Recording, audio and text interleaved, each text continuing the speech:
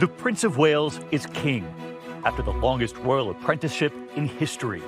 He'll be the best prepared monarch we've ever had, having served so long as sort of tutelage under his mother. Even to him, she was Your Majesty in public. But watch her face on her 92nd birthday. Your Majesty, Mummy.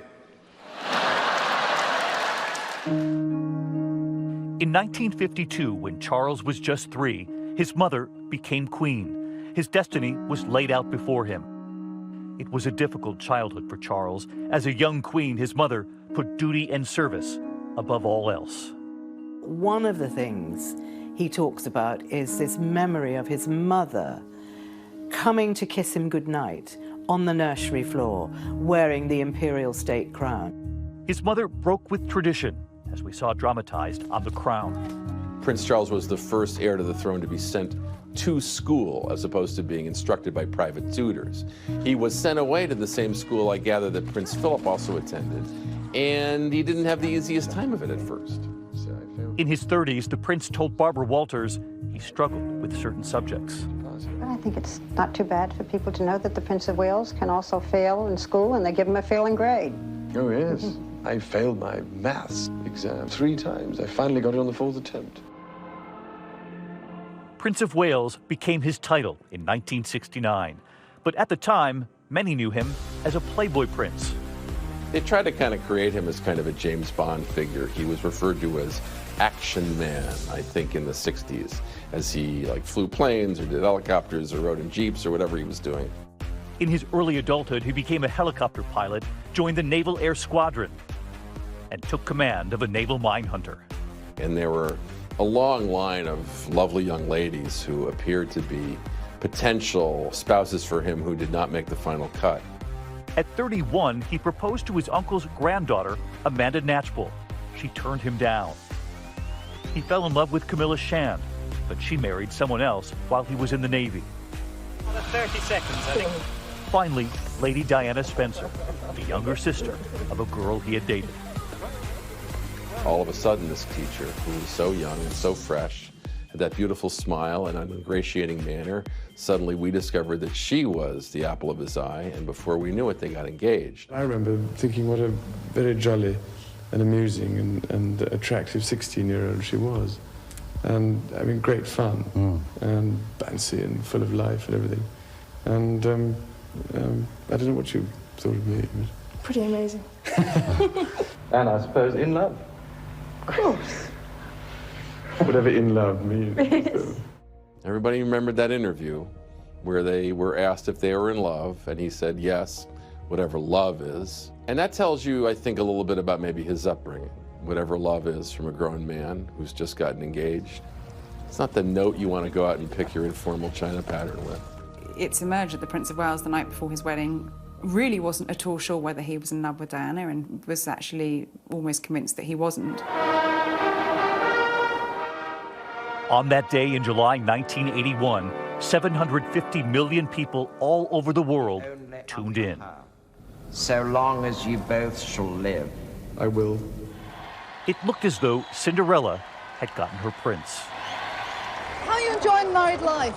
Highly recommend it. I remember going to Australia with them. We were away for 6 weeks.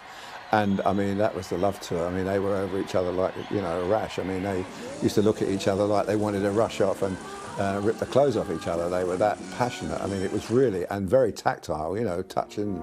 A year later, an heir, and then a second son. They're in very good form indeed. Bring us both an immense amount of happiness.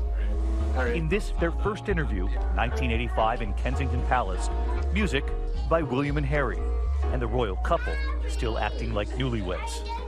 I suspect most husbands and wives find that they often have arguments. But we don't. No. But occasionally we do, because, I mean, No, you don't. I'll go on longer sometimes. Yes, but I'm faster. There we are. The thing that the British public will always be grateful for is the way she raised her sons, and the love and the affection and the touching and the caring that she imbued them with. They're never going to say whatever love is. They know what love is. But as we all know, the fairy tale faded, and within 5 years it was clear the marriage had crumbled. Later, dueling interviews revealing that Camilla was still in the picture. Their foreign trips were now portraits of an unhappy relationship. She was in touch with her feelings. If she was mad at her spouse, there were going to be indications of that in the photographs. And there were.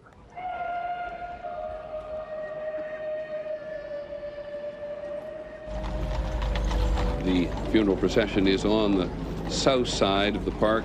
With Diana's sudden and tragic death just a year after their divorce, Charles was a single parent of 2 shattered boys.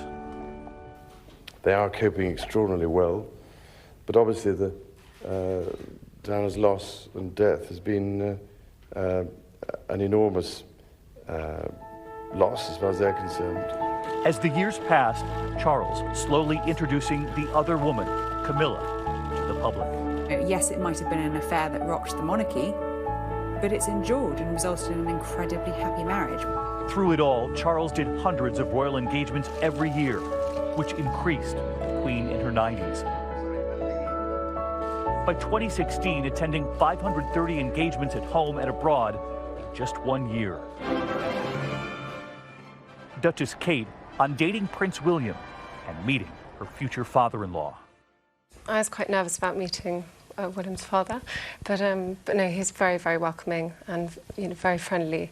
So yeah, it couldn't have gone easier really for me. We've got a new member of our weather team tonight. Watch this visit to the BBC studios in Scotland, noting some weather over the Queen's favourite home, Balmoral. The potential for a few flurries over Balmoral. Who the hell wrote this script? As the afternoon goes on. As Charles now prepares to ascend the throne, what does he do with it? Will it be more striking to us when it's held by a man that we've seen grow up as opposed to Queen Elizabeth? What are the qualities that the British monarchy represents?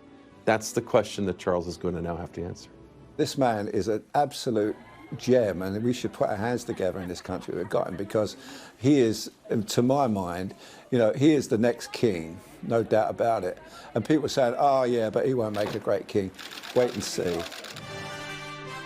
This grandfather, who has spent 7 decades waiting in the wings, finally will wear the crown